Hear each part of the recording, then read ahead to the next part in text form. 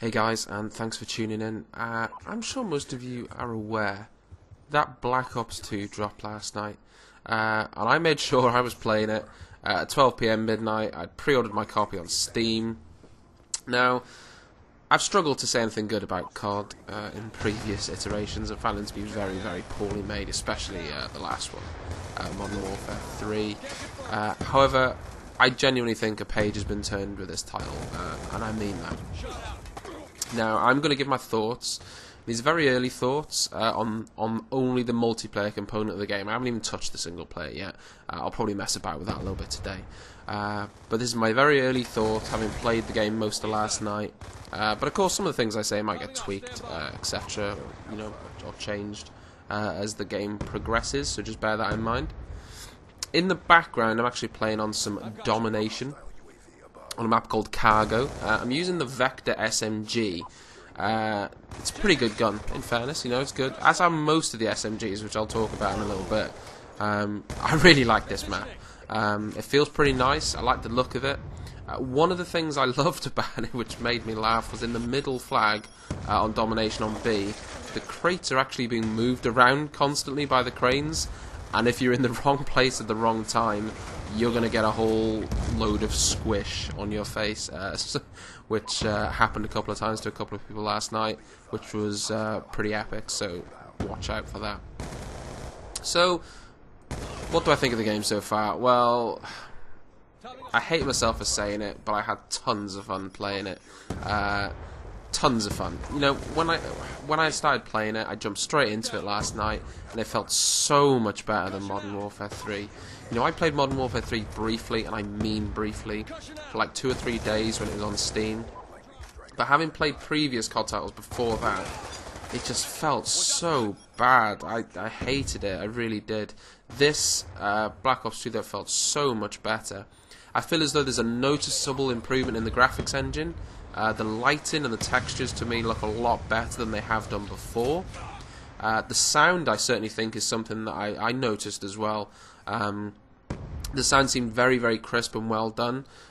In my honest opinion, I don't think they're as good as, say, the sounds in Battlefield 3, which I personally think are phenomenal, but I do think they've made a huge, huge improvement in this area. On the PC, you can change your FOV up to a maximum of 80. But I actually think 80's okay. It works. It's more than they have given us previously, and it's more than playable. There is talk that in a future patch they're going to hope to increase it to 90, but it works at 80 right now. Now, the menu system is pretty basic at heart. When you look at it, it looks relatively basic, but it's very, very in-depth. There are a lot of elements to it, and if you're not familiar with COD games, it might be easy to get a little bit overwhelmed in certain areas, especially when you're looking at the Pick 10 system, which they're now using. Now, I know what this system is because I'd seen a video on it explaining it, but I don't think it's very well explained for new users coming in, explaining them exactly how this is meant to be used and what you do. Now, to give you an example, basically, your loadout, let's say you've got your main weapon, so you've got your main rifle, let's say, a sidearm, 2 flashbangs, a Semtex, then you've got perk 1, 2 and 3, and you can also have up to 2 attachments on your main weapon, and you can also have an attachment on your pistol as well. But out of all those things, you can only have 10. What you can also do, though, is you can sacrifice one of those things to have something in return. So say, for instance, I wanted an attachment on my pistol. Well, I could just give up one of my special grenades. So I could give away a flashbang. Or alternatively, what I might want to do is I might want to give away all my flashbangs and have a second perk 1, which I can do.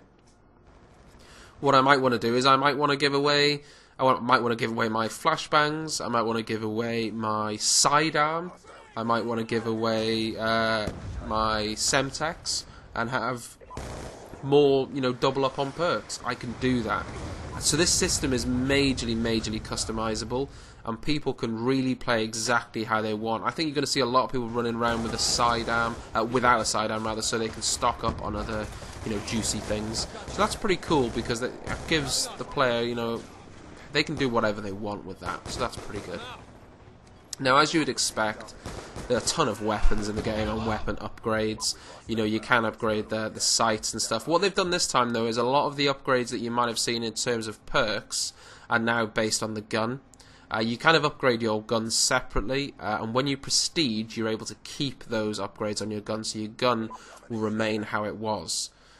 Now, the weapons don't have that much recoil. There is some recoil, and it can be a bit bouncy at times.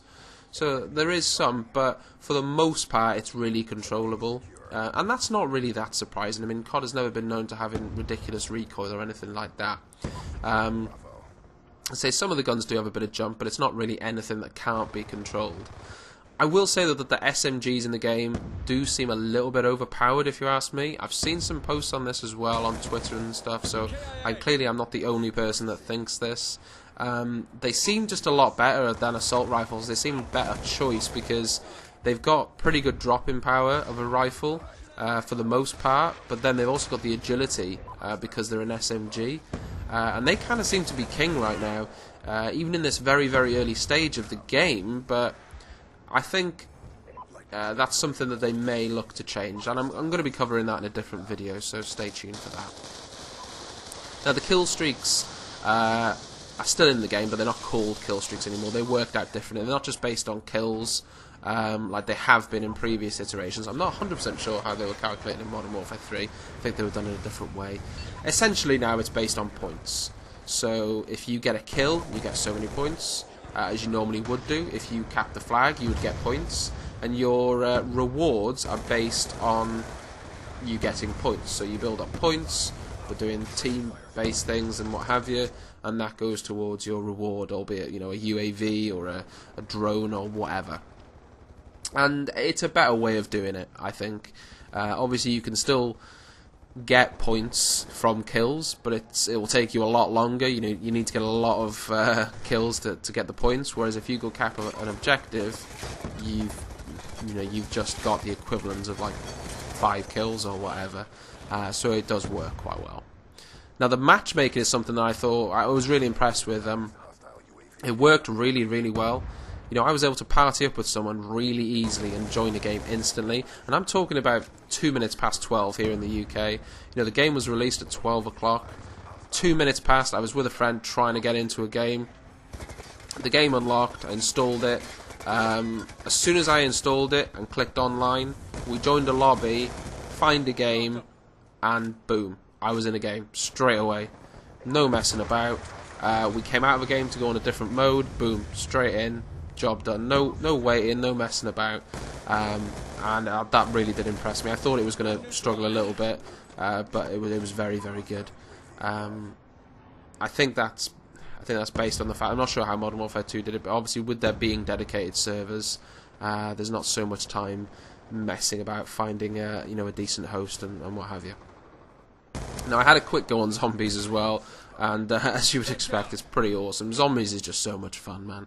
I didn't play very much zombies. I mean, when I played Black Ops 1, I didn't touch zombies that much, but I think I'm going to be playing it a lot this time, because I think it is a good laugh.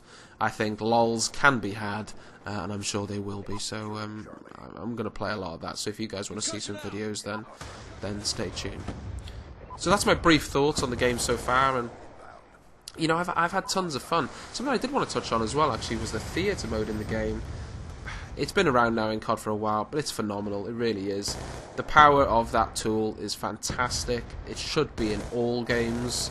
You know, having that feature in game, I can just play a game, and then 2 minutes later I can jump into the theatre mode, and I've got the game there. I can go back through it. I can edit it in the actual game if I want to. You know, I can change cameras. It's fantastic. It really is, and it should be adopted by so many more games. You know, you can tell that a lot of effort has gone into that side of things, and they've added in the COD casting now as well. So that really is fantastic. So I'll be doing loads of gameplay footage in the next few days and weeks. Lots and lots of zombies as well. Different weapons, you know, all sorts really. So stay tuned. Like and subscribe so I know you enjoyed it. And as always, I'll see you on the next one.